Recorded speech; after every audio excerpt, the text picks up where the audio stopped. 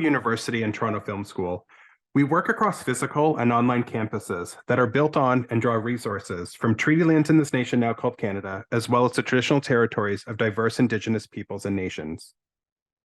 Our campus in what is now known as New Brunswick sits on land under the Peace and Friendship Treaties of 1760 and 1761, and on the land of the Wabanaki Confederacy, the Mi'kmaq, and the Wolastoqiyik First Nation. The black and white picture on this slide on the top right is a scan of the archived document with the signature of Claude Atouche, chief of the Shediac Mi'kmaq tribe, on the Peace and Friendship Treaty, bringing that history of New Brunswick right to us in and for our work. The picture on the top left is a scan of the archived document with the signatures at the bottom of the parties who ratified Treaty 13.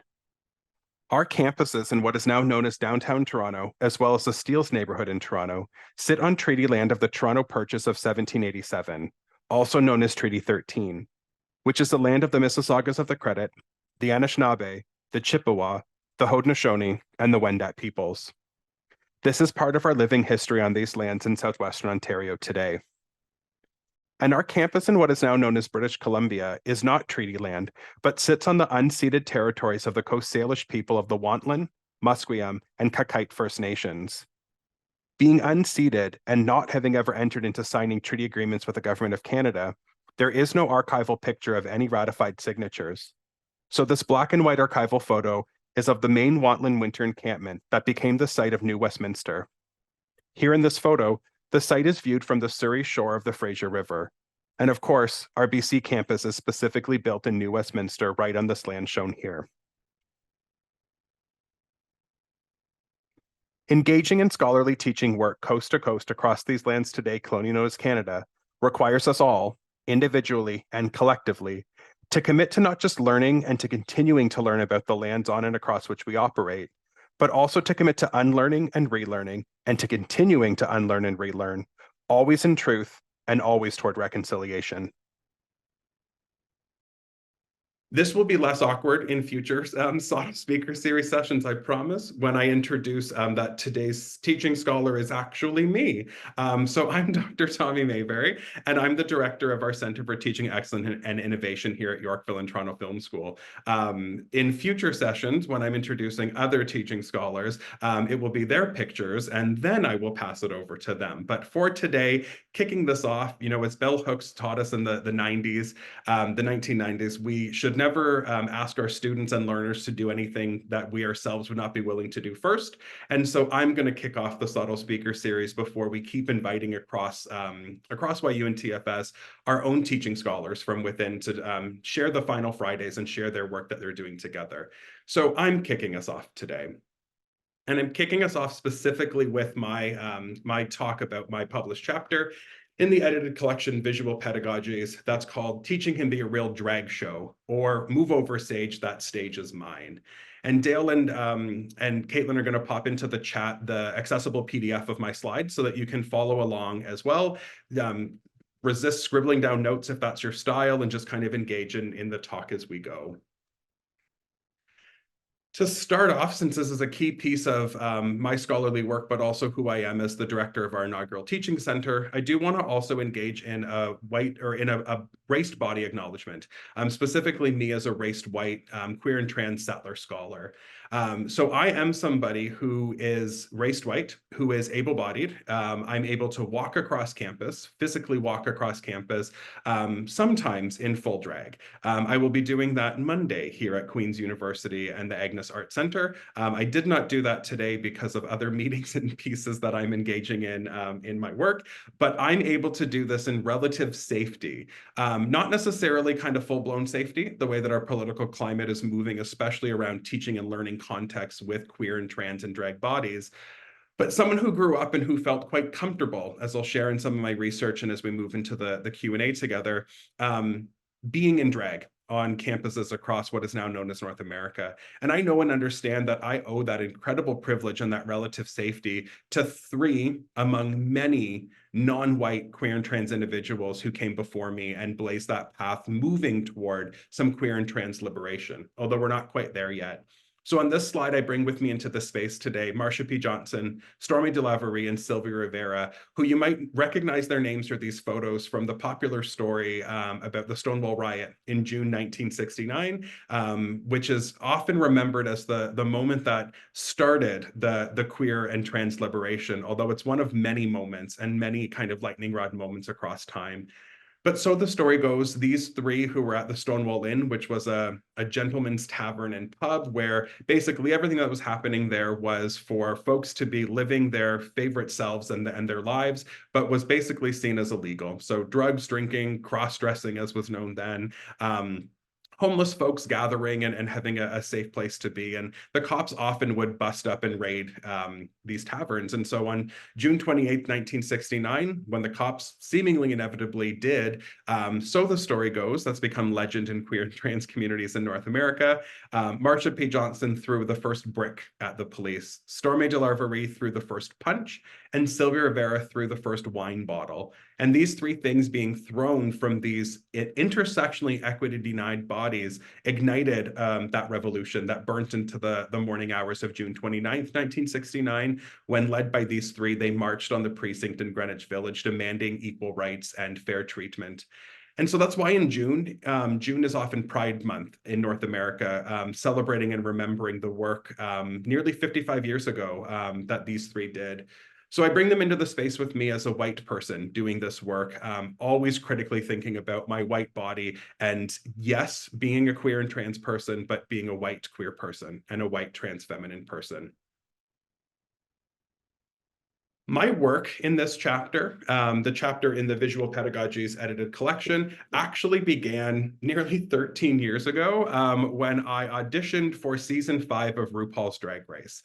I was doing my Master of Arts at the Master of Fine Arts at the University of Windsor at the time, and a key piece of my thesis project was applying for the show and hoping I would get on season 5, and that could have been part of my thesis project. I did not, but this project, this video now is an audiovisual, autoethnographic essay in itself that has guided a lot of my work from this early foray, as I now see it, into theorizing myself, my body, and the body's potential visually and pedagogically, into some of my more mature work that makes its way into this chapter. So what I'm going to do now is I'm actually going to play the audition tape. It is a 12-minute audition tape. So yes, I am going to be giving over about half of my time to screening the audition tape for you folks. And then I'm going to kind of unpack some of the theoretical pieces that guided my chapter in this edited collection and that guide my work as a teaching scholar as well. So I'm going to screen this through the Zoom call. If it doesn't work for you, I'm also going to pop into the chat here. Let me just actually grab it from the slides. I'm going to pop into the chat as well the password and the link, so that if you want to, if it's maybe a little glitchy or if it's maybe not running properly for you, you'll be able to kind of close the Zoom window and watch the video locally on your own device.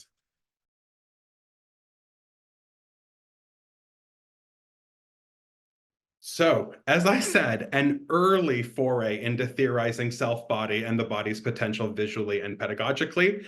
I left my MFA degree unfinished at the University of Windsor because I really wanted to explore much deeper into this theorizing in a more scholarly than just visual level.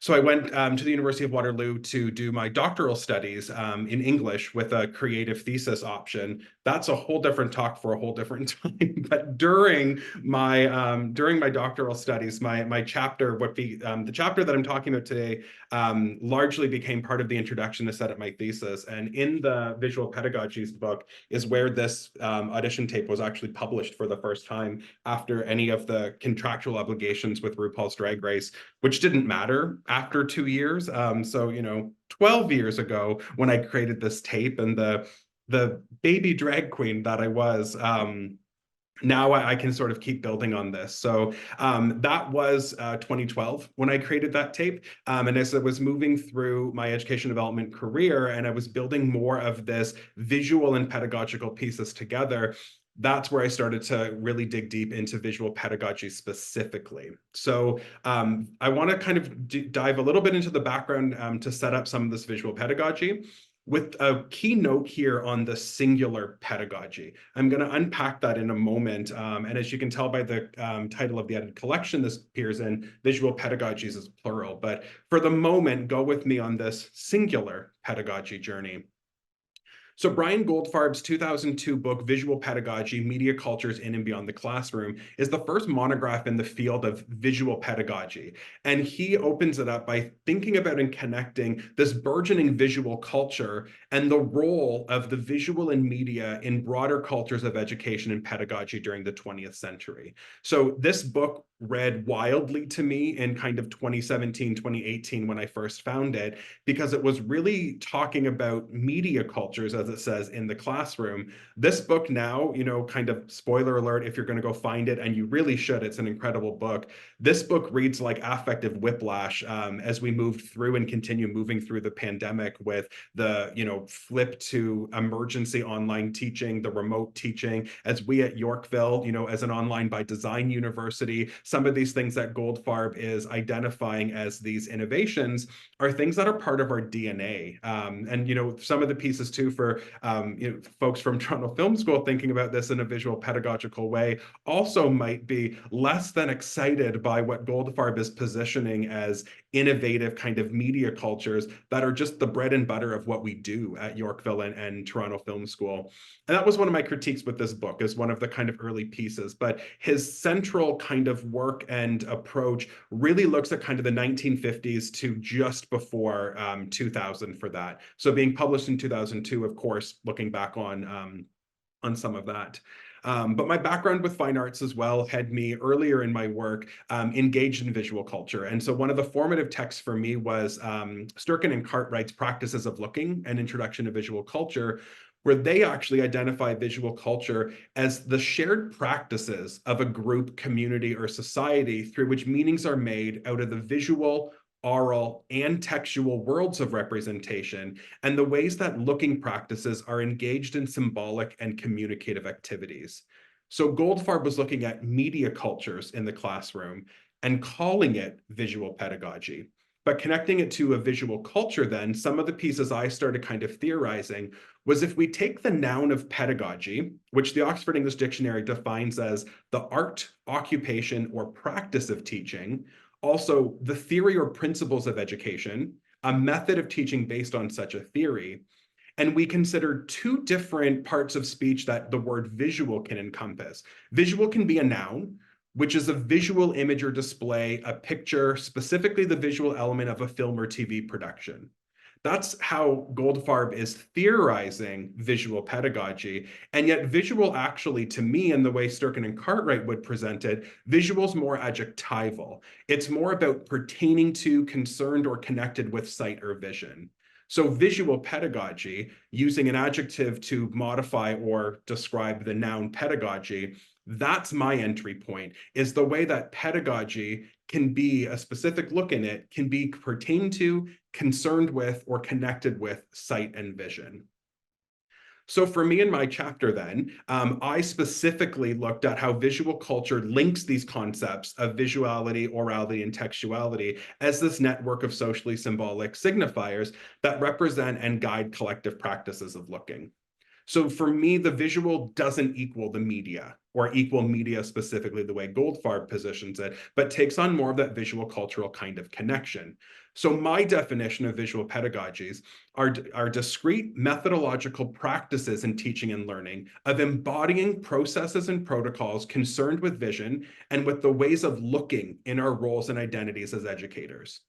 So for me, visual pedagogies are embodied and embodying practices and processes for us as teachers.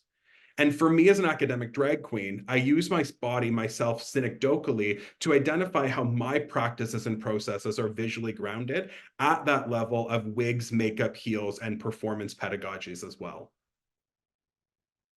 So pedagogies, plural. My work and approach then taking note here of that plurality, right? So moving away from a kind of monolithic singular pedagogy, even with an adjective in front of it to define or modify it, holding open that door for multiple ways of representation. So my work and approach really builds on Brian K. Alexander's buy-in to the literal project of making case studies out of our own pedagogical practices. So not the idea that we have to look elsewhere always for case studies, but our own pedagogical practices, when critically self-reflexive of them, can actually be game-changing in how we move through teaching and learning. So Alexander also talks about how the classroom is an ethnographic site in which pedagogical engagements are active performances that not only orient people to information and content, but orient them to each other in a space that is always and already an engaged, staged, and audienced performance. So here for Alexander, in a performative pedagogy mode, the processes of teaching and learning become actualized performative events. They're not rehearsals for some future performance in that fantasized space called the real world, right? Bell Hooks also talked about this in the 90s in her critical pedagogy work, that classrooms are inherently not safe spaces because they are real world spaces we're engaging in. And we do a disservice to our students to imagine that they can be, to use a performance pedagogy framework, that they can be dress rehearsals rather than actually the real performative event that's happening. So my scope and framework then obviously builds on and comes out of my studio art graduate work, that my audition tape and my other body of work that moved into my doctoral studies, that really has a visually oriented social justice educator theorizing the classroom as an autoethnographic site. So part of my own kind of critical race counter story approach as well. So the constellation and related concepts and that I bring together with my academic drag experiences in this chapter specifically focused on transgender visuality, queer phenomenology, and visual performance. My work has, as I said, this is a bit more mature work than my drag race audition tape is. My doctoral dissertation and my forthcoming book are also more mature than the work that I put forward in this collection as well, because we always keep going and keep growing as scholarly teachers. So the chapter that I'm talking about specifically looked at those three: transgender visuality, queer phenomenology, and visual performance, that positioned me in my work as a social justice visual pedagogue with an anti-imperialist inclusive education. So the key tenets, and I'll take us through each of these before we move into our Q&A and discussion together. The four key tenets of my work and approach with visual pedagogies are the constructing and the maintaining of our bodies, teaching, performancing, and witnessing, teaching in risk, and teaching in change. So for constructing and maintaining bodies, three kind of iconic quotations and iconic thinkers that really engaged me in beginning to map out some of this visual pedagogical modes from academic drag were Judith Hammer's work with performative pedagogies, was Donna Haraway's posthuman work, and of course, RuPaul's para-scholarly, para-pedagogical work. Although if you read, or if you're interested in my positioning of RuPaul as public pedagogue, my work with Pedagogies of Realness might be exciting. But Judith Hammer says that we don't just teach or study bodies, we teach and study as bodies. Donna Haraway early in the 90s said that bodies have been as thoroughly denaturalized as sign, context, and time, to the point that bodies are not born, they are made. And RuPaul, of course, is famous for saying, we're all born naked and the rest is drag.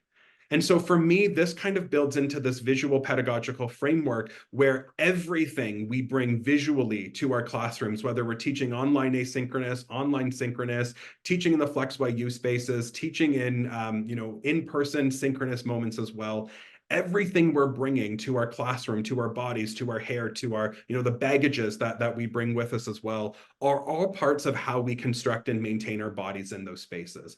And our students are doing the same thing. I really love Judith Hammer's quotation, we don't just teach or study bodies. It's not just this disembodied, bodiless kind of theory. Practically, we also do our teaching and studying as bodies. So dragging bodies and teaching bodies coalesce for me in how I imagine classrooms and conference halls as drag spaces, spaces we can drag up. Which that leads into the ideas of teaching, performing, and importantly of witnessing as well. So Bell Hooks, I already mentioned her work from the 90s with Teaching to Transgress, but Bell Hooks said that the idea of teachers as performers is meant to serve as a catalyst that calls everyone to become more and more engaged, to become active participants in learning. because the classroom remains the most radical space of possibility in the academy. Mika Ball, in her Visual Essentialism and the Object of Visual Culture, notes that knowledge is constructed, or rather performed, in the same acts of looking that it describes, analyzes, and critiques. And so I connect that to Hamra's idea that we don't just teach or study bodies, we teach and study as bodies, because knowledge is created, or rather, as Mika Ball is saying, performed in the same ways that we describe, analyze, and critique it in our scholarship. So Ball takes that further to say that visuality as an object of study requires that we focus on the relationship between the seer and the seen. And so through my visual pedagogies, the seen and the seer are reciprocally myself and my students, my learners, my faculty participants, my audience members of all kinds who bear witness through the visuality of my drag body, through that body that I put on the stage in front of the classroom, right? The subtitle to my chapter is Move Over Sage, That Stage is Mine. And thinking about how, whether or not I'm in drag or out of drag, my body and who I am as a whole person still has those visual tendencies. This is actually the key iconic reason why my Zoom picture and my professional headshot is a double headshot of me, because when I'm in drag, the masculine, the transmasculine kind of pieces of who I am take a back seat for that moment. And when I'm not in drag, the same thing happens to my trans feminine identity. There's not a way that I can kind of burst that binary in simultaneous three-dimensional space and time. And the Zoom profile picture for me, I'll turn my camera off for a second. The Zoom profile picture of me brings both of those selves to represent, in a way, who I am as that whole body, that whole visual person. And that, of course, connects us to teaching and risk. Elise Lampineau, in her performative pedagogy work, talks about performance-centered approaches to education being inherently, but exhilaratingly, countercultural at both the pedagogical and theoretical levels, because whenever we emerge from behind the traditionally designated instructor spaces, whether that's the podium at the front of the room, whether that's the spotlight on Zoom, whether that's the director's chair, whichever one is our kind of traditionally designated role of authority, when we move from out of that and into the space with our students, our identities as experts become untethered, and then therefore they become tenuous. And that risk, of course, to connect back to Bell Hooks, is exactly her call for us to become more and more progressive professors who are working to transform the curriculum so that it doesn't reflect the biases or reinforce the systems of domination that most often the individuals willing to take the risks and engage pedagogy requires, so we can make our teaching practice as a site of resistance. So risk can lead to that resistance, to teaching, as Bell Hooks says, teaching to transgress, but teaching to resist, specifically those ways that we can, as progressive professors, imagine, right? Image, that's another visual pedagogical piece. We can imagine those pieces into our pedagogies and practice where we show up as whole people. One of my key arguments with my visual pedagogical work is you don't need to be a drag king, queen, or drag artist or performer to embody visual pedagogies in who and how you are as a full-bodied, real-bodied person teaching in online, physical, and hybrid spaces. Because that's the teaching and change connection. So Bell Hooks says that there is not nearly enough practical discussion of ways classroom settings can be transformed so the learning experience is inclusive. She wrote this in the early 90s, and we now have all of these wonderful, beautiful offices of equity, EDI, DEI, all of these pieces galore. And yet I think this still holds true that there are not enough practical discussions of how we can actually transform the learning experiences to not just be inclusive, but to be accessible and to be these sites of resistance for our students as well. One of the things that I posit follows on RuPaul's idea that whatever we put on when we get out of the shower is our drag, right? Whatever clothes it is. Like I said, whether I'm showing up in female drag or whether I'm showing up in a button-down shirt, that is my drag. That is my visual, representational, performative piece of who I am today. And so in my work, I say that we as educators might embrace our very teaching bodies in any pedagogical environment and represent the plural truths of our own selves as teachers. So my academic drag 13 years old and still growing now. In 2012, in my MFA work for my audition tape, I defined my academic drag as, for me, drag started as an academic practice in school, but it quickly became my life. And since my life is academic, it kind of worked out for me. I get to be a queen and a scholar and a fabulous scholarly queen. In 2023, when this chapter was published, I defined my academic drag as a visual pedagogy with its visual performative aspects embodies an aestheticized engagement with pedagogical intent of knowing through witnessing the body. This was my academic drag then. This is some of my academic drag now. So in languages we speak across this nation now called Canada, I'd like to say miigwech, merci, niawe, thank you, and merci for coming out today for our first ever CTEI SoTL speaker series, for watching my audition tape with me, and for listening to my overview of my chapter.